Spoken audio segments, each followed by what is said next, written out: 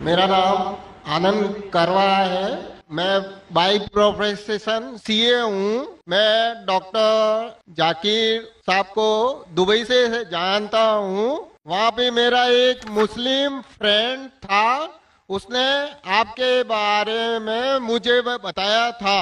मेरी मुसलमानों के बारे में जो अच्छी बातें हैं वो ये है कि मुसलमान लोग ज्यादातर झूठ नहीं बोलते हैं, किसी को धोखा नहीं देते हैं, दूसरे का पैसा भी नहीं खाते हैं। लेकिन मुझे एक बात मुसलमानों से कहनी है कि वो लोग गाय का मांस क्यों खाते हैं। आनंद भाई ने सवाल किया। वो कहते हैं कि वो मुझे दुबई से जानते हैं माशाल्लाह, और कई सालों से मेरे तकरीर सुन रहे हैं, और वो कहते हैं कि उनके तजुर्बे के हिसाब से वो समझते हैं कि मुसलमान अच्छे लोग हैं, सच बोलते हैं, झूठ नहीं बोलते, किसी का पैसा नहीं खाते। मुसलमानों के बारे में एक चीज कि मुसलमान गाय का गोश्त क्यों खाते, उनका सवाल है। अल्लाह सुब्हानहू व तआला हमारा रब, हमारा खालिक, कुरान मजीद में अल्लाह ताला फरमाते हैं, सूरह माइदा में सूरह नंबर 5 आयत नंबर 1 में अल्लाह ताला फरमाते हैं कि आप उन 4 पायों जानवरों का गोश्त खा सकते हैं जिनकी हमने इजाजत दी है। अल्लाह ताला फरमाते हैं सूरह नहल में सूरह नंबर 16 आयत नंबर 5 में कि आप कैटल का गोश्त खा सकते हैं। कुरान में जिक्र आता है सूरह मोमिनून में सूरह नंबर 23 आयत नंबर 21 में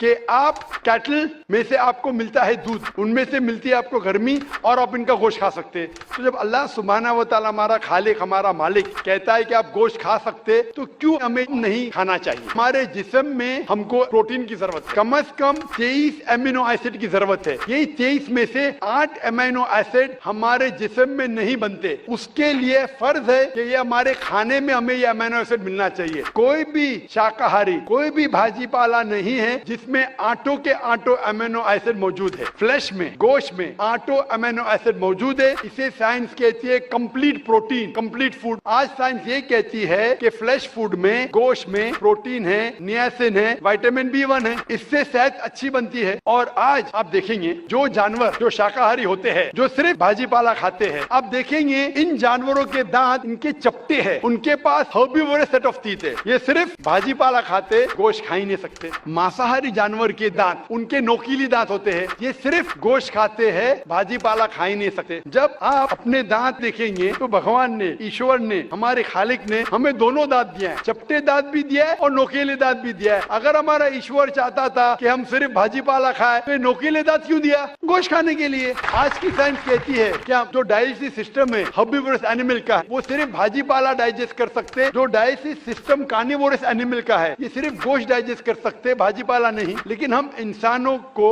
अल्लाह ताला ने, हमारे ईश्वर ने स्मॉल इंटेस्टाइन भी दिया है, बिग इंटेस्टाइन भी दिया है। हम भाजी पाला भी डाइजेस्ट कर सकते, गोश्त भी डाइजेस्ट कर सकते। अगर हमारा ईश्वर चाहता था कि हम सिर्फ भाजी पाला खाए, तो हमें ये डाइजेस्टिव सिस्टम क्यों दिया जो गोश्त को भी डाइजेस्ट कर सकता है। और बहुत लोगों को गलत फहमी है कि हिंदू मजहब में गोश्त खाने की ममानियत है। आपके मजहबी किताब में लिखा है कि गोश्त भी खा सकते हैं, मांस भी खा सकते हैं, और बीफ भी खा सकते हैं, गाय का गोश्त भी खा सकते हैं। आप जब पढ़ेंगे मनुस्मृति चैप्टर नंबर 5 अध्याय नंबर 5 श्लोका नंबर 30 में लिखा है कि अगर खाने वाले जानवर, अगर खाने वाले मखलूक उस चीज को खाती है जो खाने वाले जानवर है, तो आप कोई गुनाह नहीं कर रहे, क्योंकि ईश्वर ने कुछ मखलूक को बनाया है खाने के लिए और कुछ मखलूक को खा जाने के लिए। लिखा है मनुस्मृति में अध्याय नंबर 5 श्लोका नंबर 31 में कि अगर आप पूजा के लिए जानवर को कत्ल करते हैं तो कोई गुनाह नहीं करते। लिखा है मनुस्मृति में अध्याय नंबर 5 श्लोका नंबर 39 और 40 में कि ईश्वर ने कुछ जानवर को बनाया है पूजा के लिए, सैक्रिफाइस के लिए। तो killing in sacrifice is not killing, तो कत्ल करना पूजा में कत्ल नहीं है। तो मनुस्मृति के मुताबिक आप गोश्त खा सकते हैं। फिर आप जब मुताला करेंगे महाभारत का, महाभारत में अनुशासन पर्व में अध्याय नंबर 88 में, आपने युधिष्ठिर का नाम तो सुना होगा। युधिष्ठिर जो पांडव के 5 भाई थे, युधिष्ठिर पांडव में सबसे बड़ा भाई था। वो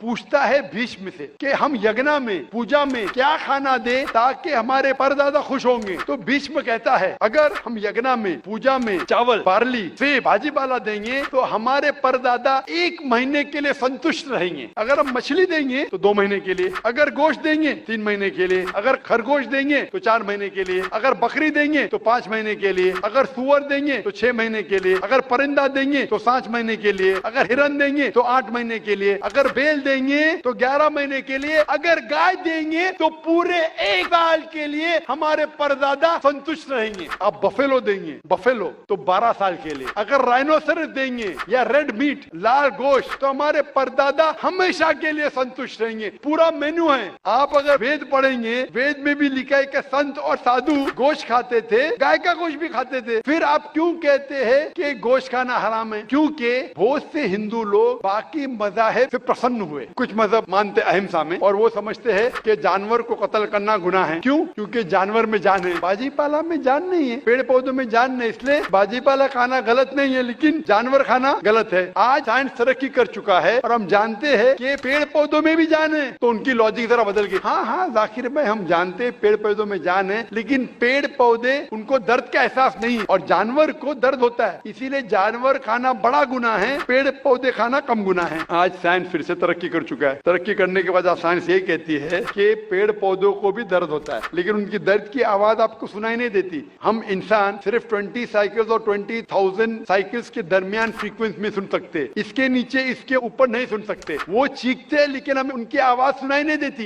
इस्लाम में अल्लाह ताला फरमाते सूरह बकरा में सूरा नंबर 2 आयत नंबर 168 में 168 में, eat of the good things which Allah has provided you, जो अच्छी चीज आपको आपके अल्लाह ने दी है उसको आप खा सकते हैं। तो आप अगर मुताला करेंगे मजहबी किताबों का और साइंस का, गोश्त खाना कोई गलत नहीं है। और इस्लाम में यह है कि जो चीज की इजाजत है वो आप खा सकते हैं, जो हराम है उसको नहीं खाना चाहिए।